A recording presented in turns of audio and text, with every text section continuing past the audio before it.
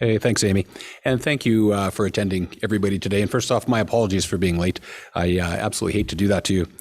The purpose of this brief press conference is to respond to several inquiries we've received regarding the 2022 police budget process.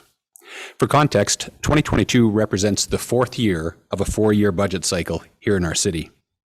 Having predictable and stable funding for police services, and really any organization, is critical to that organization's ability to be able to be strategic, to be responsive to its internal and its external environment, and to be thoughtful about the most important work required of it, to resource that work properly, to get that work done, and to report on the progress and the results to governance bodies. And in our case, that's the Calgary Police Commission. The past 4 years has been a turbulent time in our city from a financial perspective. We've dealt with the economic downturn in the province, and that was even before we had the pandemic arrive. The pandemic has had a significant impact on the CPS budget. The most significant of those impacts involve reductions of revenue coming into the budget. This has negatively impacted any flexibility we may otherwise have to internally deal with or respond to emerging priorities that come up partway through the budget cycle. And in this case, when I say budget cycle, it's the four-year budget cycle. I want to say that it's been an extremely difficult decision to put forward a request for an increase to the 2022 budget. I understand this is a very difficult time for Calgarians and just how challenging that makes it for members of City Council who are required to balance a variety of priorities, sometimes competing priorities, as they approach and plan for the coming year. I want to reassure you there's been an incredible amount of thought and scrutiny over this request. This request seeks funding to support the most urgent needs of the service and our community in the coming year. Some of you will recall the 2021 budget adjustment process around this time last year, where the police service did not receive previously approved growth. That consisted of, at that time, 60 positions. At that time, there was discussion amongst council where the service was invited to come back and speak to council should our needs change. We have seen significant changes over the past 18 months, and that's helped to crystallize those changes into this request, which totals 38 positions. Our 2022 ask involves a mixture of both sworn and civilian positions necessary to address a number of key and critical areas, including the reduction of gun violence in our communities and to make good on our commitments to equity, diversity, inclusion, and anti-racism. Specifically, they would be used for the following: to improve community-based policing and engagement, specifically with diverse communities; to improve investigative outcomes for Calgarians as those relate to violent crime and gun violence in our city; helping to support CPS employees who've had a difficult time this past 18 months, as well as to continue to recruit great new police officers, so we're in the best position to be able to continue to provide great support to Calgarians and keep them safe. Having this growth will allow us to focus existing resources on significant demands in a growing city. This includes an increase in violent crimes, where we've seen a 36% hike in offenses where weapons have been used. We've seen an increase in the complexity of crime, an increased number of reported hate crimes, increased protest and demonstrations, increasing social disorder that's having an impact on the quality of life for our citizens. Importantly, this will also help us to continue the advancement of our work and the commitment towards call diversion to ensure the right people are responding to the right calls when individuals are in crisis. To give you some tangible examples, just this past weekend, CPS members responded to over 4,000 incidents where Calgarians needed help. This included over 300 priority 1 or emergency calls where urgent assistance was required. While we do our best to manage resources throughout the city, it places huge pressure on our members as we try to get to as many people as possible, as quickly as possible. During this time, we had 1 homicide, 3 non-fatal shootings, 3 robberies where a firearm was used, several other weapons-related calls, including assaults, and 1 where a firearm was pointed at a citizen. At the same time, officers were also responding to hundreds of property-related crimes, including a stolen truck, which was left running with a number of firearms inside.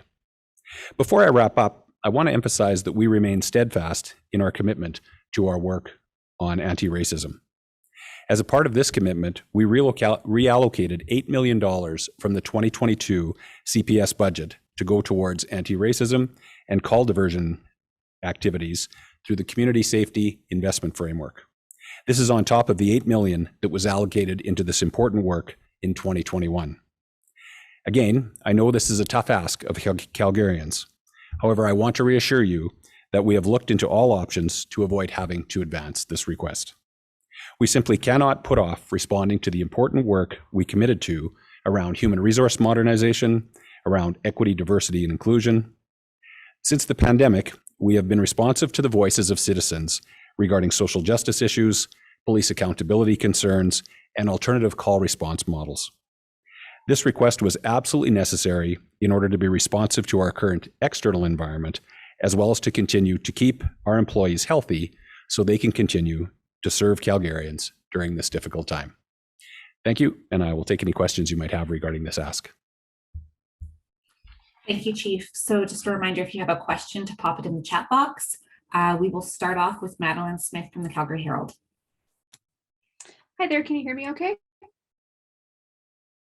Okay, great. My internet might be a little spotty at City Hall, so hopefully this goes okay. So just a clarification first, Chief, are you able to say how many of the 38 additional positions you're hoping to hire are sworn and how many are civilian? You know what, I don't have the number specifically, Madeline, but the emphasis would be on the civilian side, with an emphasis in that particular area on human resource modernization within the service. So is it like more than half for civilian, or are you able to ballpark it at all? You know what, I'm looking around, I would say more than half are civilian. That would be the case. Okay. And then secondly, you know, obviously you know that there was quite a lot of conversation last year about police funding, and you alluded to that today. So what do you say to people who, you know, were in favor of that reallocation that did happen and maybe see this as a step backwards and feel that some progress was made last year in the funding choices, and now you're requesting more money to come back to you? It's a great question, Madeline. I do appreciate the concerns that were raised with respect to this last year. And I think I'm really proud of the response of the Calgary Police Service in relation to these issues when they arose, because I don't know of any other service that actually put their money where their mouth is, if you will, to advance the work around anti-racism and around call diversion and response models for those in crisis the way that we did.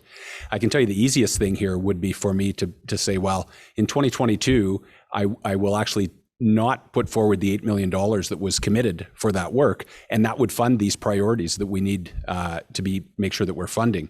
But those commitments were made, and those are important commitments that we continue to honor or intend to honor.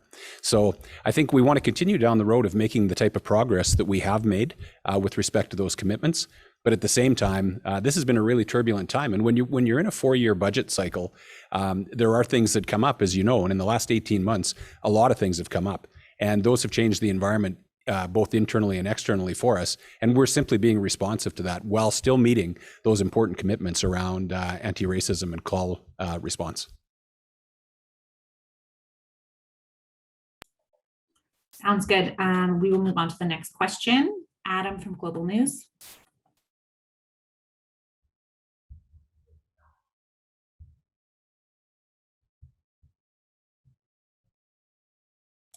Adam, are you still there? Yeah, sorry about that. Can you hear me? Yeah, sure can, Adam. Go ahead. Wonderful, thank you. I was wondering, beyond the changes to the call diversion and response models, wondering if CPS has done any further work to try to find any other efficiencies, a la the City of Calgary's SAVE program, where they've been able to find cost savings internally. Yeah, for sure. So we didn't, the CPS wasn't actually a signatory officially to the SAVE program, but the reality of it, Adam, is we've been undergoing that work month to month and year to year for the past number of years, as has been going on in the city. And so not under the, strictly under the auspices of SAVE or under the banner of the SAVE program, but as you know, we've returned a number of millions of dollars to the city coffers just over the last few years alone. because of the difficult budget environment. So we have been doing that, and we continue to do that. And again, we respond to our own internal environment with respect to changes and find efficiencies on an ongoing basis.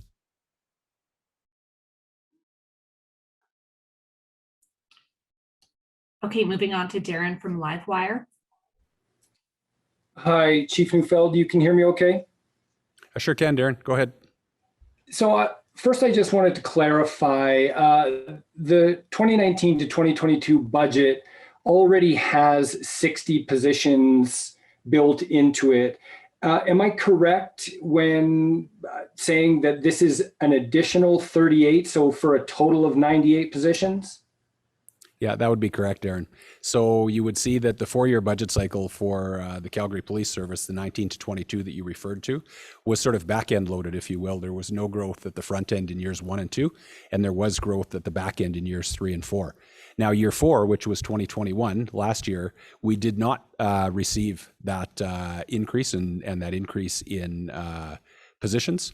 And again, as I said, the council of the day invited us to come back if we were to need those positions, or if we needed to come back. And that's in essence what we're doing now. So this request for 38 is just over half of what was originally approved for 2021.